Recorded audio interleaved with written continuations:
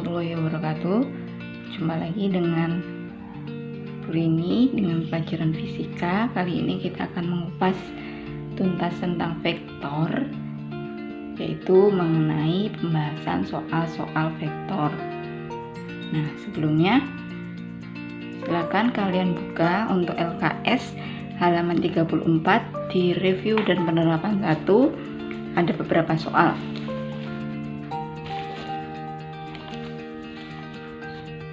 Nah, pada soal ini kita akan mengerjakan atau membahas nomor 2 dan nomor 5 sebagai contohnya saja.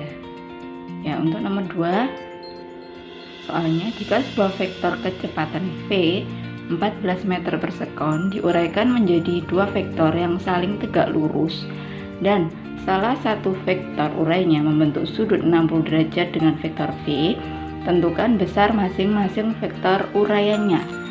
Nah, ini ada dua buah vektor kecepatan.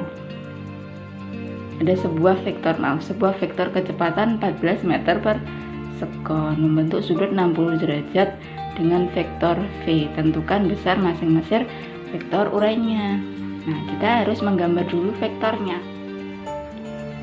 Nah, untuk mengerjakannya kita membuat dulu sumbu koordinat, sumbu X dan sumbu Y. Ini adalah sumbu X dan yang ini adalah sumbu Y.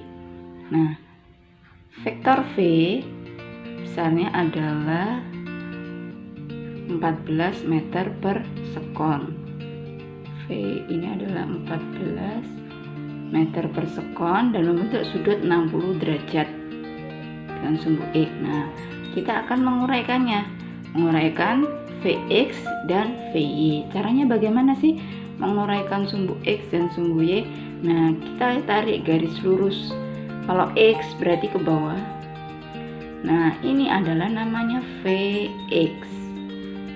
Yang ini juga kita tarik ke samping, ke sumbu Y. Ini adalah namanya Vy.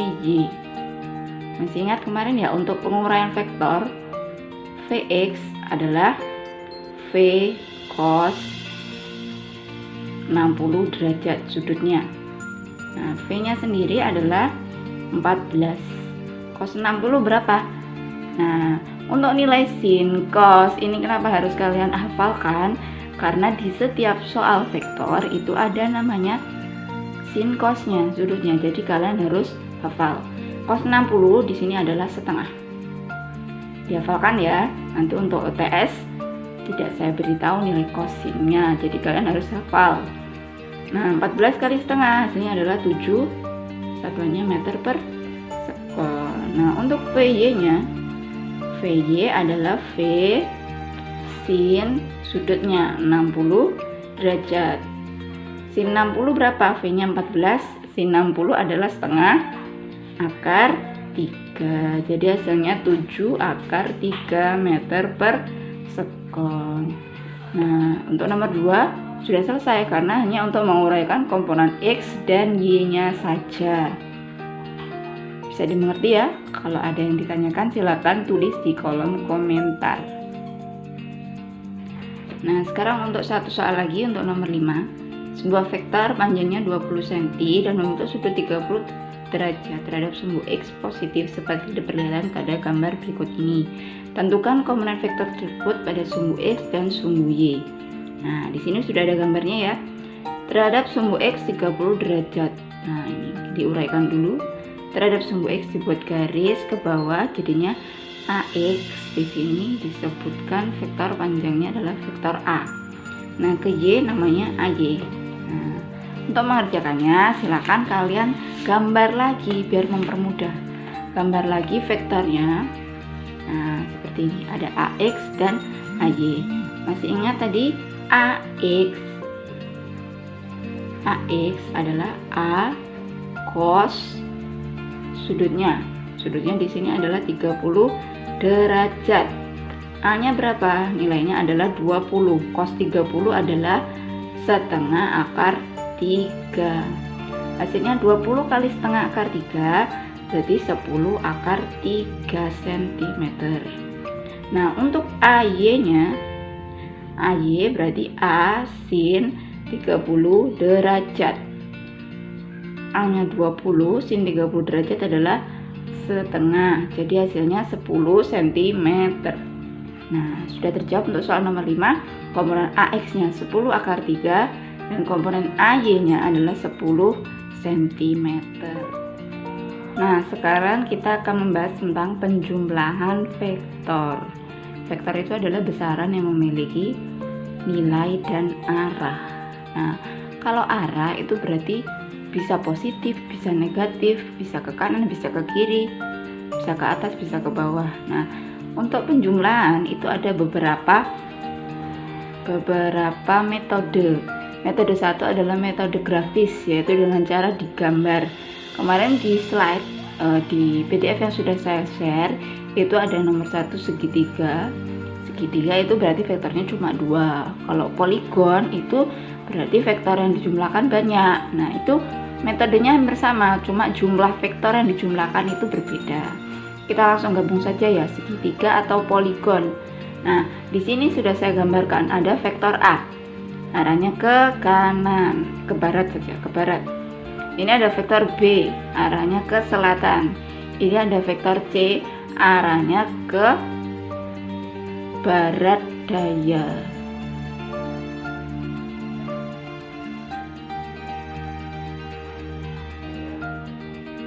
Nah, untuk penjumlahan vektor misalnya adalah vektor A plus B plus C. Mari kita gambarkan. Vektor A, digambarkan lagi vektornya.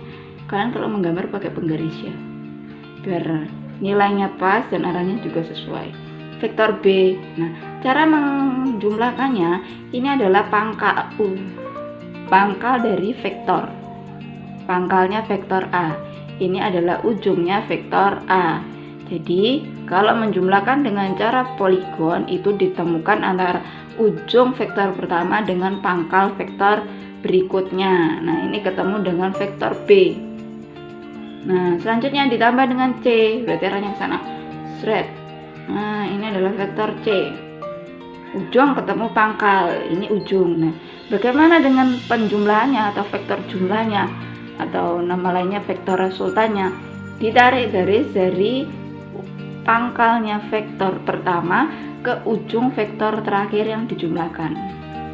Nah, ini ujungnya ada ke arah yang ujung lagi.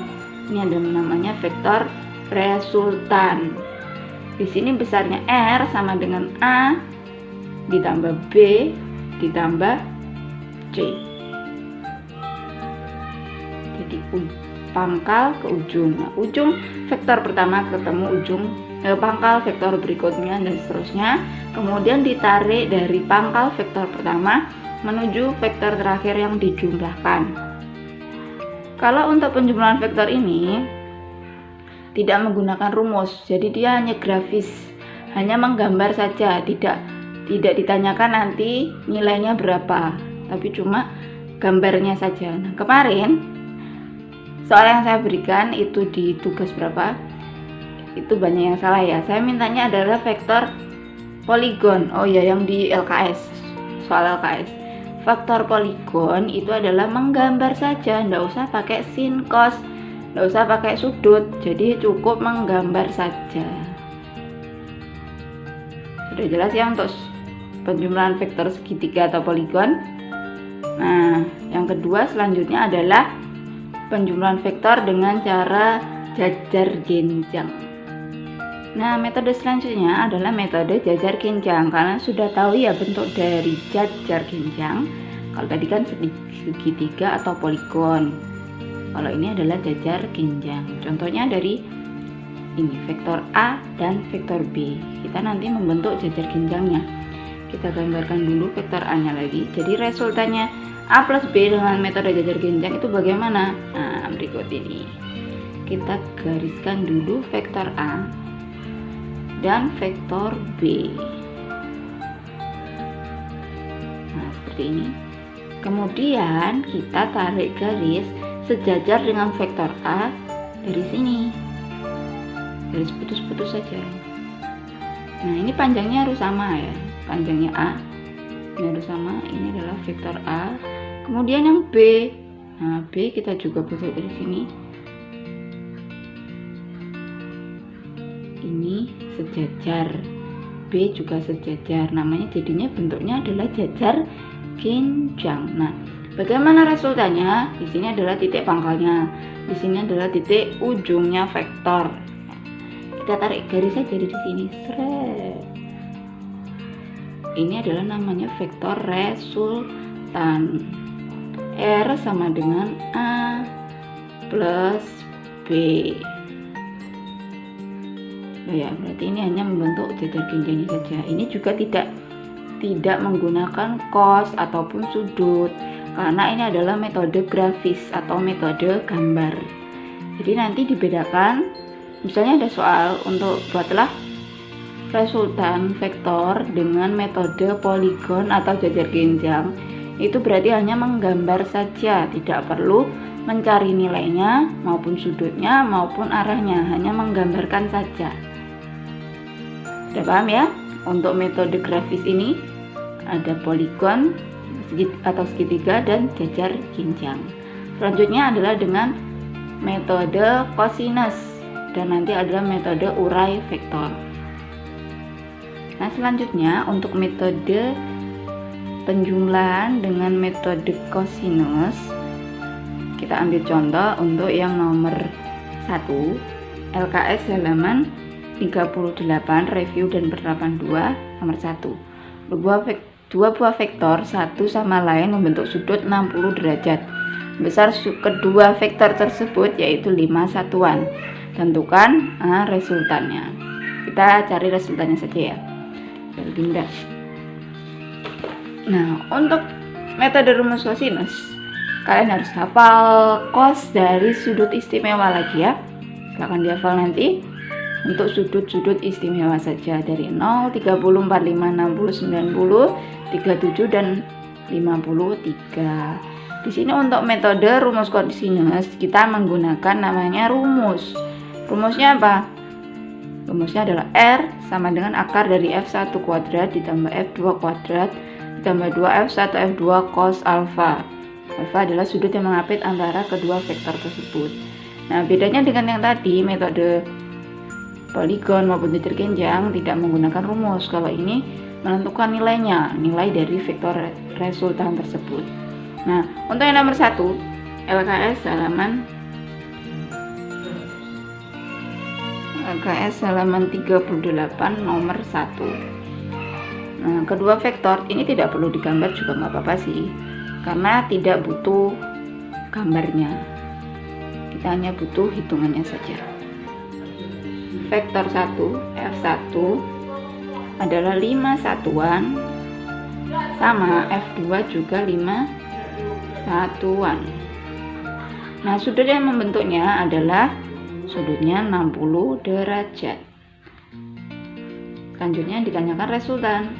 R, kita tulis lagi rumusnya, akar dari F1 kuadrat ditambah F2 kuadrat ditambah 2F1 F2 cos alfa.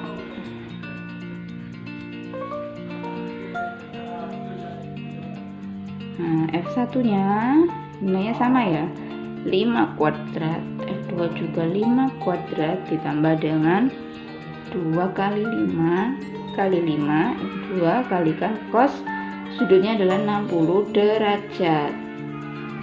5 kuadrat adalah 25 ditambah dengan 5 kuadrat lagi 25 ditambah 2 kali 5 kali 5, 2 kali 5 10 kali 5 berarti 50, cos 60 adalah setengah. Jadi hasilnya 25 tambah 25 50 ditambah dengan setengahnya 50 25.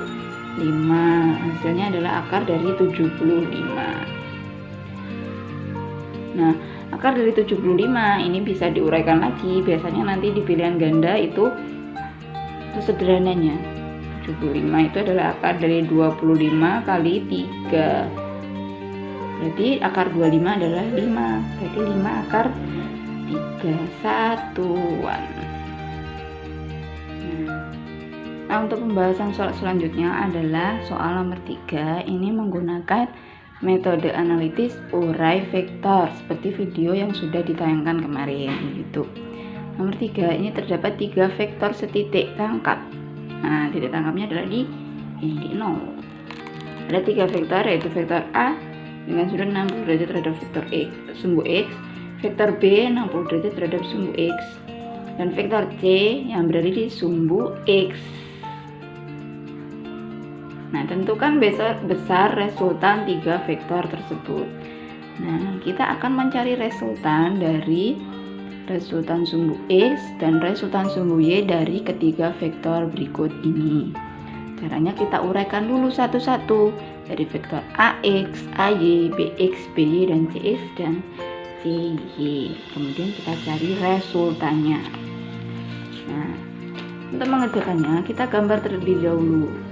Meskipun sudah ada gambar di soal, alangkah lebih baiknya biar kita lebih menangkap bagaimana arti dari soal tersebut, kita gambar dulu soalnya. Nah, ini ada 3 buah vektor A, B, dan C. Kita cari dulu untuk AX, AY, dan BX, BY, CX, CY. Kita tulis vektor A, X. Nah, di sini ada sumbu X, di sini ada sumbu Y. Nah, saya lebih senang membuat tabel. Ini untuk B, vektor B, di sini adalah vektor C. Kita buat saja tabel biar lebih rapi dan lebih gampang nanti untuk mencari nilainya.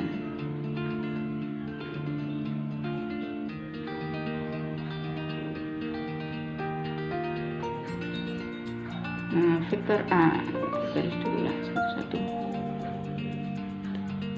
Vektor A, AX, berarti ke sini, berarti A cos 60. Nilainya berapa A? A 35 akar 3. 35 per 3 akar 3 cos 60 itu adalah setengah, berarti hasilnya adalah 35 kali 1 35, penyebutnya 3 kali 2 6, 35 per 6 akar 3. Untuk Y adalah A sin 60, berarti 35 akar per 3 akar 3 dikalikan sin 60 adalah setengah akar 3. Nah, 35 kali 1 itu adalah 35. Akar 3 kali akar 3 hasilnya adalah 3. Nah, 3 dicoret dengan 3 ini habis ya, berarti per 35 per 2. Untuk yang B sama B cos 60. Nah, ini kebetulan nilainya sama, jadi lebih gampang. Nah, sama, berarti 35 per 6 akar 3 sama ini, kebetulan nilainya sama. Ini B, maaf ini B. 35 per 3 akar 3 kali setengah akar 3, hasilnya 35 per 2. Nah, C hanya ada di sumbu X,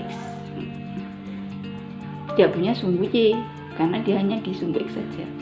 Berarti hanya sumbu X nilainya 12, dia adalah nilainya 0. Nah, kita cari di sini resultannya. Oh iya, ingat untuk mencari ini resultan sumbu X sumbu Y, di sini adalah arahnya C-nya adalah positif. Ikut C, sumbu X positif, sumbu Y positif. Di sini berarti nilainya positif, X-nya ke arah kanan, X ke arah kiri berarti negatif. Ini ke arah atas semua berarti positif, dan C ini juga positif. Berarti resultannya untuk sumbu X yaitu 35 per 6 akar 3 dikurangi 35 per 6 akar 3 ditambah dengan 12. Ini dikurang ini 0, jadi tinggal hasilnya 12. Nah, ini plus semua, berarti 35 per 2 ditambah 35 per 2 sama dengan 35. Nah, untuk resultannya hasilnya adalah sigma x kuadrat ditambah sigma y kuadrat. X nya ketemu 12 kuadrat kan, ditambah y nya 35 kuadrat. 12 kuadrat adalah 144 ditambah 35 kuadrat adalah 1225. Hasilnya adalah akar dari 1369. Ini adalah akar dari 37. Nah, R-nya ketemu ini 37 meter. Nah, untuk latihan soal pada vektor ini silakan kalian kerjakan LKS halaman 40 sampai 41 untuk penilaian harian 3. Nanti akan saya berikan kunci jawaban, kalian bisa mengerjakannya, mengotak-atiknya hingga menemukan jawabannya. Nah, karena minggu depan tanggal 5 sampai 10 itu sudah PTS, silahkan kalian pelajari dari bab besaran dan pengukuran, bab 1 dan bab 2-nya adalah vektor. Nanti soalnya adalah 20 soal pilihan ganda dari kedua bab tersebut. Silakan belajar, semoga sukses, dan jika ada pertanyaan soal yang belum dimengerti atau materi yang belum dimengerti, silakan chat di MS Team maupun Kaizala. Terima kasih. Selamat belajar dan semoga sukses untuk PTS-nya. Wassalamualaikum warahmatullahi wabarakatuh.